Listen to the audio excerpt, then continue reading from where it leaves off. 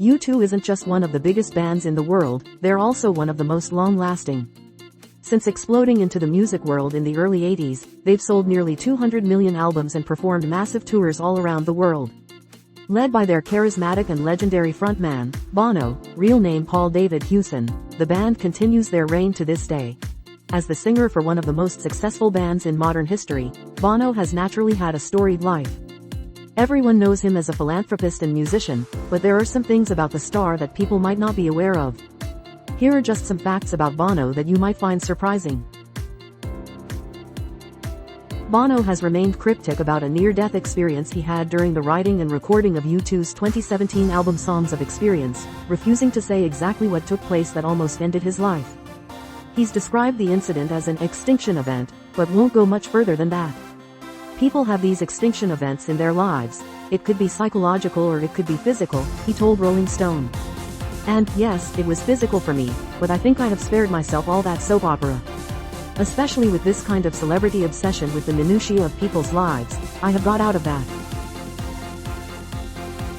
In 2014, Bono was involved in a serious incident on his bike in which he sustained severe injuries. The incident took place in New York City, and the singer suffered a facial fracture and fractures on his left arm and shoulder blade.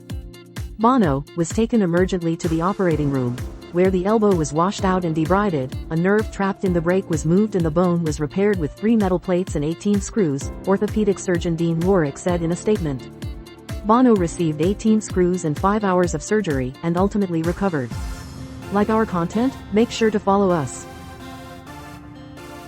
Bono has diversified his income stream over the years, as have all the members of U2. The singer co-owns Elevation Partners, an investment group that made a $76 million investment in Facebook in 2009. In 2015, it was reported that the company's investment in the social networking giant was worth $1 billion, of which Bono received a small cut as the money was split between him and his partners. In an interview with Larry King in 2002, Bono revealed that he's not a fan of his famous group's name. "I don't like the name, U2, actually," he told King. "Because the history of great rock and roll bands with crap names. I mean, people forget that the Beatles is a really bad pun, you know." It's been said that Bono preferred U2's original name, The Feedback, over the name that put him in the history books. Bono has been married to his wife, Ali Hewson, for close to 40 years, having met each other when they were just teenagers. The singer has declared his unending love for his wife in interviews over the years, and even opened up to The Sun about how much he depends on her in all aspects of his life. "I hold on to people very tightly who I think can get me through," he said. "They're sitting at this table," he's referring to the other members of U2, "but Ali is also one of those people. I hold on to her much more tightly than she holds on to me." When Bono was 14, his mother collapsed at her father's funeral and died just 4 days later of a brain aneurysm. The experience left him with a hole in his heart, but he said that hole inspired him to play music. "I didn't know at the time, as I filled it with music. I became an artist through her absence and I owe her for that.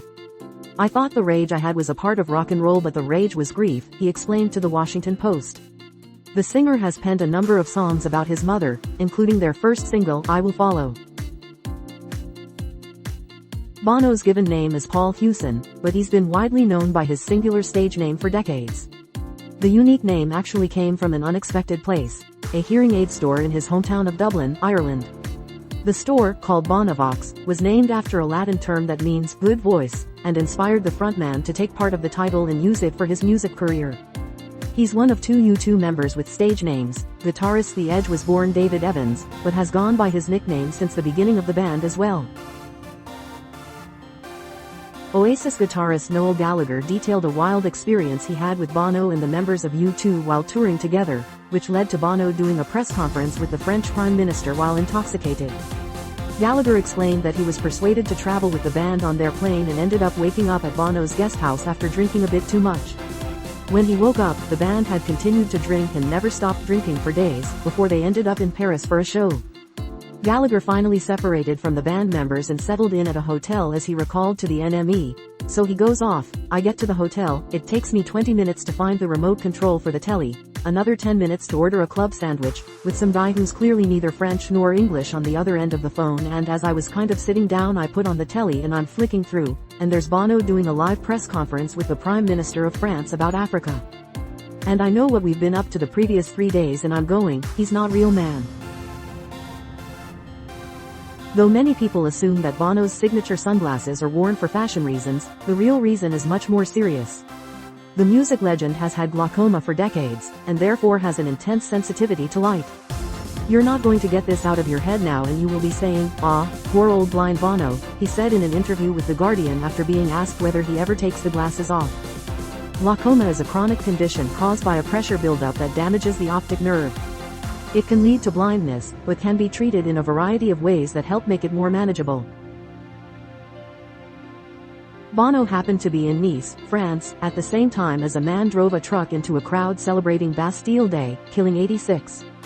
As the devastating terror attack unfolded, Bono was escorted out of the restaurant where he was eating by police. Locals criticized the fact that he was immediately evacuated, pointing to his celebrity as the perceived reason for the special treatment. "It is ridiculous that Bono was rescued by police," one local business owner said at the time. "There was panic everywhere in the town. I don't care if it's Michael Jackson, Bono or Barack Obama. The police should not help one person just because he is a celebrity. Everyone is equal. Like our content? Make sure to follow us."